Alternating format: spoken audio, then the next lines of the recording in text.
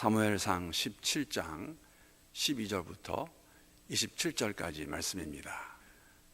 어제 묵상한 마지막 구절, 본문의 마지막 구절 11절 말씀 보게 되면 이렇게 지금 상황을 설명하고 있습니다. 11절 말씀 성경 아직 안 닫으셨으면 이렇게 피셔가지고요, 사무엘상 17장 11절 말씀 우리 한번 함께 읽어보겠습니다. 시작. 사울과 온 이스라엘이 블레셋 사람의 이 말을 듣고 놀라 크게 두려워하느니라. 블레셋 군사를 대표하는 골리앗이 사울과 이스라엘 군사들에게 이렇게 말합니다. 나는 블레셋 사람을 대표하는데 너희 중에 대표자는 사람 내보내라. 우리가 싸움을 해서 지는 자가 이기는 자의 종이 되게 하자라고 그렇게 말을 합니다. 자, 이 말을 들은 사울과 이스라엘 백성들이 크게 두려워하고 떱니다. 무서워합니다. 왜냐하면 그들 앞에 당장 보이는, 그들 앞에 서 있는 거대한 골리앗이 있기 때문에 그렇습니다. 아무도 엄두를 못 냅니다. 당장 눈에 보이는 것 때문에 지금까지 함께 하신 하나님의 임재하심과 힘을 보지 못하는 것이죠. 왜? 눈앞에 골리앗이 서 있기 때문에. 사실 그런데 여러분, 이러한 모습은 오늘 처음이 아닙니다. 제가 이 모습을 보면서 이런 생각을 가져보았습니다. 어떨 때는 우리 믿는 사람들의 생각과 삶의 태도가 세상 사람보다 낫지 않은 것 같습니다. 여러분, 그러한 팔자성어 아세요? 세상만사, 세옹지마. 세상만사는 아실 거예요. 세옹지마라는 말은 변방세, 늙은이 옹, 의지, 무엇에 할 때, 그리고 말자입니다. 이러한 이야기입니다. 그 뜻을 그대로 풀게 되면 변방에 사는 어떤 늙은이의 말이라는 그 단어의 의미가 세옹지마라는 말입니다. 세상만사, 세상에는 참 변화가 무쌍해서 많은 일들이 있어서 길흉, 좋고 그렇지 못함을 섣불리 단정할 수 없다는 말입니다. 그 이야기에 세옹지마의 이야기 이런 것입니다. 중국 북쪽 변방에 어떤 한 노인이 살고 있었는데 그 노인에게는 말 한 마리가 있었습니다. 수말입니다. 남자말. 메어 홀스예요. 근데 그 말이 어느 날 갑자기 국경 넘어 오랑캐 지방으로 도망을 가버립니다. 여러분, 척박하고 황량한 변경 지역에서 말은 재산입니다. 굉장히 중요한 것입니다.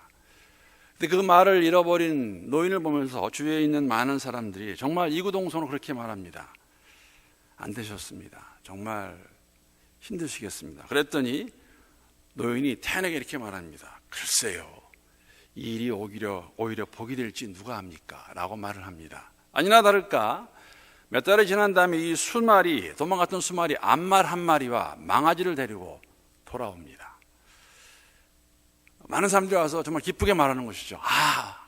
할아버지 좋으시겠어요. 그랬더니 할아버지 답이 좀 시큰둥해요. 시큰둥하게 이렇게 말합니다. 축하는 무슨, 이 일이 도리어 화가 되지 않은가 누가 보장하겠소? 라고 그렇게 말을 합니다. 아니나 다를까 얼마 있지 않다가 그 할아버지의 아들이 말해서 그것도 암말을 타다가, 데리고 온 암말을 타다가 말에서 떨어져 가지고 다리가 부러지고 절름발이가 됩니다. 많이 다쳐서. 또 이 사람들이 와서 안절부절하면서 말합니다. 할아버지, 이게 무슨 일입니까? 왜 돌아온 그 순말이 데리고 온 암말을 타다가 떨어져서 이렇게 다리를 저는 절름발이가 됩니까? 그랬더니 할아버지 또 이렇게 태연하게 말합니다. 누가 아오? 이 일이 도리어 복이 될지? 아니나 다를까 얼마 있지 않아서 국경 넘어 오랑캐들이 쳐들어옵니다. 살고 있던 그 지역의 모든 군사들뿐만 아니라 모든 젊은이들은 다 착출해가지고 다 소집되어서 전쟁터에 나가게 되는데 대부분 전사하거나 오랑캐에 끌려가서 행방불명이 되는데 노인의 아들은 끌려가지 않습니다. 왜? 다리를 절기 때문에 정당하게 소집받지 않아서 목숨을 구한다는 이야기가 세옹지마입니다. 세상에는 변화가 참 많습니다. 어느 것이 화가 되고 어느 것이 복이 될 것인가 아무도 알 수 없다는 것을, 예측하기 어렵다는 것을 빗대어 말하는 것이 세상만사, 세옹지마입니다. 다시 말씀드리면 눈앞에 일어나는 것을 가지고 그것만을 보고 이것이 복이다, 이것이 화다 할 수 없다는 말이죠. 세상에 이런 말이 있는데 왜 우리 믿는 사람들은 오늘 사울과 백성들의 모습과 같이 당장 눈앞에는 골리앗 때문에 꼼짝을 못하는 것일까? 왜 골리앗만 봐야 될 것인가? 지금까지 함께 하신 하나님을 보지 못하는 것일까? 하는 그러한 생각을 해보았습니다. 감사한 것은 이러한 사울의 모습과는 대조가 되는 인물이 나옵니다. 다윗입니다. 다윗의 모습을 저희들에게 보여주고 있습니다. 사실 여러분, 저는 다윗이 왕으로 세움받았는데 왕으로 세움받은 의미가 무엇일까? 그 삶에 어떤 변화가 있었을까? 어떤 영향이 있었을까 하는 생각을 같이 해보았습니다. 사울도 그랬지만 다윗도 자신의 의지와는 무관하게 하나님께서 사무엘을 통해서 이스라엘의 두 번째 왕으로 불러주셨습니다. 기름을 부으십니다. 여러분, 이렇게 세움을 받은 왕이 된 다윗의 삶이 어떠했을까요? 어떻게 생각하세요? 왕으로 좀 세움 받았는데 여러분, 사실 그의 삶은 더 복잡하고 바빠진 거 아세요? 오늘 본문 보게 되면 15절에 이렇게 기록하고 있습니다. 제가 한번 읽어보겠습니다. 오늘은 다 본문 말씀이라서 제가 스크린에 안 올렸습니다. 성경을 보시라고. 다윗은 사울에게로 왕래하며 베들레헴에서 그의 아버지 양을 칠 때에, 지금 다윗은 두 가지를 하고 있습니다. 사울의 궁에 왔다 갔다 해야 되고 또 한편으로는 양을 치고 있다는 것이죠. 여러분, 이 배경은 어떠한 이야기냐면 이러한 이야기입니다. 하나님 일하시는 게 굉장히 참 신비하고 신기롭습니다. 하나님 명령에 순종하지 않은 사울을 하나님께서 버리십니다. 하나님 떠나시죠. 그리고 다윗을 왕으로 세우시는데 하나님의 영이 떠난 사울에게 악영이 들어갑니다. 그래서 굉장히 힘들어하는 그 모습을 보고 주위의 신하들이 악영이 올 때마다 그 마음을 위로해 주기 위해서 수금 잘 치는 사람을 구했는데 그 수금을 잘 치는 사람이 다윗이에요. 그래서 수금을 잘 타는 다윗이 여기 보게 되면 사울에게로 왕래하며 사울이 필요할 때마다 왕궁을 가는 것이죠. 여러분, 어떻게 보면 이렇게 말할 수 있어요. 야, 다윗이 이제 출세했다. 그 양치기로 있다가 왕의 궁에 가서 수금을 타는 정도면 얼마나 좋을까. 왕과 함께 있고 궁 안에 있고. 그런데 여러분, 여기 보게 되면 왕궁에는 필요할 때만 갔었고 다른 때는 양을 쳤습니다. 이게 피곤한 삶이에요.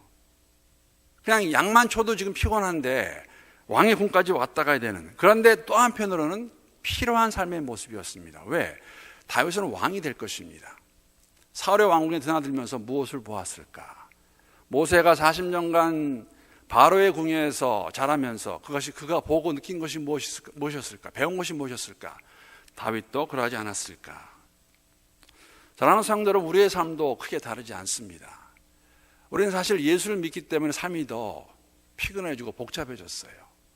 예수 안 믿었으면 그냥 살면 돼요. 세상에서 똑같이 살면 되는데 예수를 믿기 때문에 우리는 그렇지 않습니다. 다윗의 삶이 그랬습니다. 그래서 주어진 삶에 우리가 만약에 이거 피곤해서 못 해먹겠다, 왜 이럴까? 그렇게 하는 것이 하나님이 원하시는 것일까? 오늘 본문 20절 말씀 보게 되면은 그러한 주어진 삶의 현장에서 최선을 다하는 다윗의 모습을 볼 수가 있습니다. 20절 말씀입니다. 다윗이 아침에 일찍이 일어나서 양을 양지키는 자에게 맡기고 이새가 명령한 대로 가지고 가서 진영에 이른즉 마침 군대가 전장에 나와서 싸우려고 고함치며. 이것도 무슨 이야기입니까? 양을 치면서 지금 필요에 따라 궁에 왔다 갔다 하면서 사울에게 수금을 쳐주고 있었습니다. 그런데 하루는 이제 다시 전쟁이 났어요. 여러분, 전쟁도 일상생활의 모습입니다. 가나안 땅에 거주하고 있는 이스라엘 백성들에게 이방 국가들과의 싸움은 정상적인 모습입니다. 블레셋 사람들과 싸우는 게 이번이 처음이 아니죠. 또 쳐들어왔습니다. 이번에 많이 왔고 이번에는 골리앗도 왔고. 그래서 이세 여덟 아들 중에서 위로 세 아들만 나이가 되어서 전장에 나가 있습니다. 아마 전쟁이 길어졌던 것 같아요. 그래서 이새가 아버지가 다윗에게, 막내인 다윗에게 말하는 것이죠. 전장에 가서 음식도 갖다 주고 형들이 어떻게 지내나 보고 와라. 그래서 여러분, 지금 그렇지 않아 바쁜 상황인데 바쁘다는 의미는 궁에도 왔다 갔다 해야 되고 양도 쳐야 되고. 근데 아버지가 뭐라 하냐면 너 가서 심부름도 하고 와라. 그래서 그 말을 듣고 잘 보세요. 양을 양 지키는 자에게 맡겨놓고 그냥 놓고 한 게 아니었어요. 하는 것이죠. 양 지키는 자에게 양을 맡겨놓고 아버지가 준 음식을 가지고 지금 어디로 가냐면 전장터로 나갑니다. 저는 이 모습 가운데서 자신에게 주어진 삶의 모습에 열심을 내고 최선을 다하는 모습을 보았습니다. 우리도 크게 다르지 않습니다. 우리에게는 각자에게 주어진 삶의 모습이 있습니다. 아버지로, 어머니로, 회사에서 일하는 사람으로, 내 사업을 운영하는 사람으로, 교회 직분 맡은 자로 여러 가지 일이 있는데 이 모든 일에 우리가 여러분 어떤 것이 세속적인 것인가 어떤 것이 주의 일인가 분간할 수 없습니다. 삶의 목적입니다. 무엇을 하든지 간에 무엇을 하시든지 간에 그게 일이 되었다 할지라도 8시간 가서 일이 되었다 할지라도 그 목적이 주를 위한 것이고 주를 위한 것이면 최선을 다해서 하는 게 맞습니다. 지금 다윗이 그런 모습인 것이죠. 자신에게 주어진 삶의 현장에서 신실되게 열심히 살아가는 다윗의 모습. 그런데 이런 걸 다 떠나서 다윗이 사울과 근본적으로 다른 것이 하나가 있습니다. 동일하게 부르심을 받았는데 동일하게 왕으로 세움받았는데 다윗과 사울의 삶은 근본적으로 다른 게 있습니다. 그것이 무엇입니까? 26절 말씀입니다. 한번 함께 읽어보죠. 다 찾으셨어요? 함께 읽어보죠. 자, 시작. 다윗이 곁에 서 있는 사람들에게 말하여 이르되 이 블레셋 사람을 죽여 이스라엘의 치욕을 제거하는 사람에게는 어떠한 대우를 하겠느냐. 이 할례 받지 않은 블레셋 사람이 누구이기에 살아계시는 하나님의 군대를 모욕하겠느냐. 이것이 무엇입니까? 하나님의 군대를 모욕하는, 하나님의 선택을 받은 이스라엘 군대를 모욕하는 자는 하나님 모욕하는 것이죠. 내가 이 골리앗 내가 죽여버리겠다. 이것이 거룩한 의지입니다. 거룩한 의지는 무엇이냐면 주의 이름이 망령되 일컬음을 받지 않기로 작정하는 마음입니다. 무엇이 되었든지 간에 하나님의 이름이 손상하게 되면 내가 그것을 내가 방치하지 않겠다입니다.